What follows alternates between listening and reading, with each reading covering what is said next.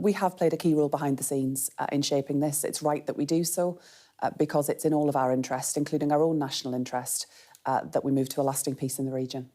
Well, when you say behind the scenes, like what? I mean, it seems to everybody else in the world that this has been done by Trump and the Israelis and Hamas. What part did we play? These are complex matters of diplomacy that we are involved in, but we do welcome and recognise the critical role that the American government played in moving us to this point. What matters now, of course, is how we move beyond this immediate end to the war, moving towards that lasting peace that we all want to see.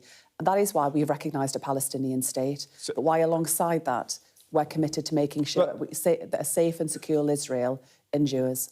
The reason I ask this is because, as you say, we recognise a Palestinian state.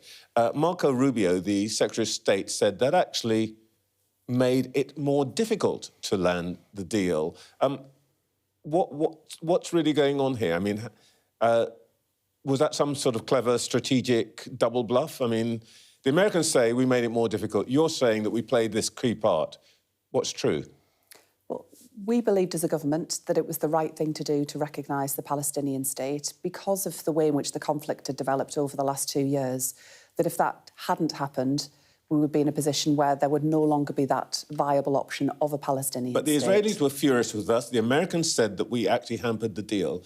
What was the positive role that we played? It was the right thing to do, and we will always act as a government in that manner.